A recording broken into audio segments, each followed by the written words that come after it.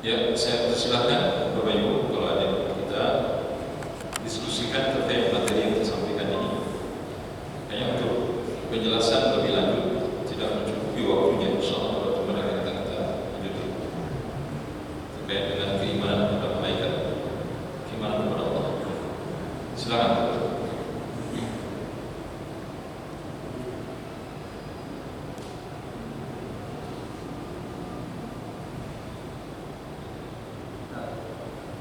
Ya, silakan Pak. Assalamualaikum warahmatullahi wabarakatuh. Waalaikumsalam. Mau tanya, apakah mungkin malaikat itu bisa tidak sebagai makanya Rasul atau Nabi saja yang hubungan dengan malaikat? Apakah kita sebagai manusia ini bisa hubungan dengan malaikat ataupun bagaimana? Karena seperti ini sebenarnya alami ya. Pulang kitab dan apa dari masjid sampai rumah itu wangi terus ini. Kedua, ya kita istilah makan apakah seperti itu? Jadi bisa juga. Apakah seperti itu kan gitu? Itu aja masalahnya. Ya. Terima kasih. Assalamualaikum. Artinya kalau kita langsung berhubungan, maksudnya apa? Kita dialog dengan beliau, dialog dengan malaikat maksudnya, itu nggak ada. Kita ini kan dilayani. Nanti akan kita jelaskan ada hubungan yang sangat dekat antara malaikat itu dengan kita. Sebagaimana disebutkan oleh Imam Ibnu Qayyim dalam kitab Ighatsatul Lahfan. Nanti akan saya sebutkan, ini agak panjang makanya. Tapi kalau yang Bapak maksudkan berhubungan bahwa kita bisa minta tolong ya malaikat tolong saya gitu. Seperti sebahagian orang-orang sesat berhubungan dengan jin. Minta tolong ke jin. Minta tolong itu. Itu enggak ada. Dan enggak bisa. Karena malaikat bukan pelayan kita. Dia pelayan Allah. Dia membantu kita itu karena mengikuti perintah Allah.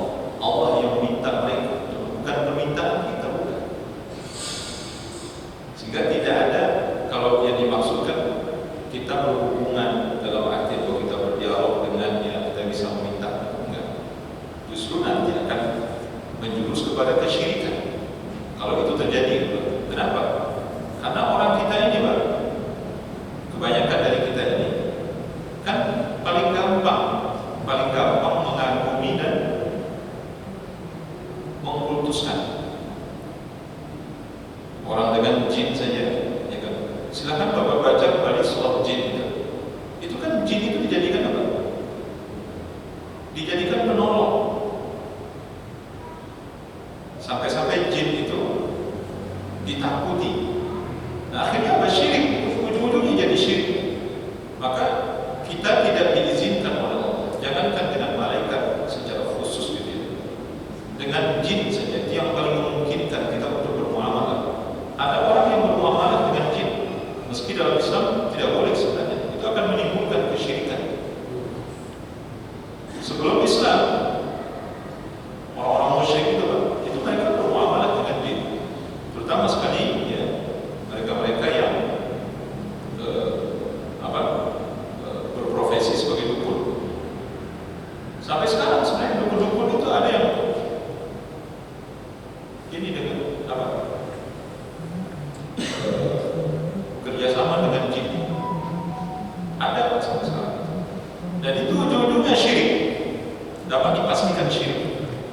Oleh karena itu tidak diperbolehkan. Ya, biarkanlah jin itu bermuamalah dengan sesama bangsa jin. Jadi lintas suku bangsa apa namanya, itu nggak ada gitu. Kita yang disuruh itu untuk saling kenal satu dengan yang lainnya dan bermuamalah dengan siapa?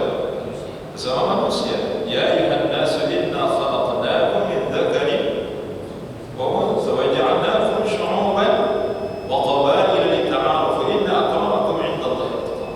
Kata Allah Subhanahu wa ta'ala, wahai manusia, kami ciptakan kalian terdiri dari laki-laki dan perempuan. Kami menjadikan kalian bersuku-suku dan berbangsa-bangsa untuk saling mengenal satu dengan yang lain, bermuamalah dengan kalian. Tetapi orang yang paling mulia di antara kalian di sisi Allah yang paling bertakwa, kata Allah. Jadi artinya muamalah langsung dengan malaikat itu tidak. Yang ada mungkin kita mendapatkan layanan darinya.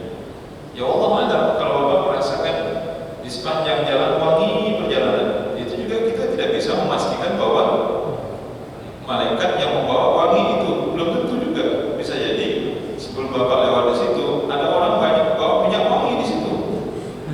Sebelum Bapak lewat di sana gitu misalnya, ada orang yang membawa minyak wangi di situ, bisa jadi kan itu. Allah ada. Kita nggak bisa memastikan itu. Wah ini malaikat tadi. Saya lewat di sini itu wangi di sepanjang jalan itu ada. Kita nggak bisa melihat malaikat. Nggak bisa kita memastikan itu. Iya. Tidak bisa kita memastikan itu. Artinya kita tetaplah dilayani. Kita tetap dilayani. Jadi kalau kita minta dilayani, tetap minta kepada Allah. Allah yang perintahkan malaikat untuk melayani kita. Jangan langsung minta malaikat, malaikat tolong saya itu. Syirik Pak jadinya, pasti syirik. Saya lagi susah nih, ya, datanglah bantu saya. Syirik jadi itu nggak dilakukan lagi, itu pasti syirik. Nah itu yang dilakukan oleh orang-orang kafir terdahulu terhadap jin. Jadi minta mereka meyakini jin itu bisa membantu mereka begini. Akhirnya mereka melupakan Allah Subhanahu wa Ta'ala. Jadi tetaplah kalau yang muamalah sifatnya atau hubungan dalam artian bahwa ada interaksi gitu hanya kepada Allah Subhanahu wa Ta'ala. Sedangkan malaikat itu sifatnya satu arah saja ke kita. Kita nggak bisa ngomong sama dia, nggak bisa ngomong. Kecuali Nabi Muhammad SAW. Nah itu khusus para nabi dan rasul. Apa kata malaikat menjaga gunung? Kalau engkau berkenan meminta aku untuk menghancurkan orang-orang yang telah menyakitimu, maka cukup bagiku menghancurkan gunung aku timbulkan kepada mereka. Itu sahih hadis. Kata Nabi, aku nggak butuh. Yang aku butuhkan mereka beriman kepada Allah. Ya. Nabi berdoa, Ya Allah, Allahumma hdi qaumi innahum la ya'lamun. Ya Allah, berilah hidayah kepada kaum karena mereka tidak tahu. Mereka tidak tahu bahwa apa yang aku sampaikan adalah kebenaran. Mereka tidak tahu bahwa aku ini adalah utusan-Mu. Makanya mereka tidak mau menerima dan mereka menyakitiku. Yang aku inginkan bukan kehancuran dan kebinasaan mereka. Yang aku inginkan, kata Nabi, adalah mereka beriman kepada Allah walaupun mereka menyakitiku. Itu terjadi itu Pak, dialog antara malaikat dengan Rasulullah. Jadi kalau malaikat berdialog dengan Nabi itu banyak dalilnya. Tapi kalau dengan kita enggak, tidak ada. Dan tidak ada satu pun Pak, tidak ada satu pun riwayat dari sahabat-sahabat Nabi berdialog dengan malaikat, enggak ada. Jibril ketika datang, ini saya tambahkan sedikit. Jibril ketika datang, ketika Nabi sedang duduk bersama para sahabat, untuk hadis yang kita bacakan tadi, kan diriwayatkan dari Umar bin Khattab. Kan sahabat kumpul Pak di situ. Jibril negur sahabat atau tidak? Ada negur sahabat. Tidak pernah negur sahabat. Nah, kecuali nanti mungkin ada secara khusus Allah utus, nanti hadisnya panjang, Bapak bisa baca dalam kitab Riyadhus Shalihin, itu dalam bab silaturahim. Malaikat diutus oleh Allah berwujud manusia,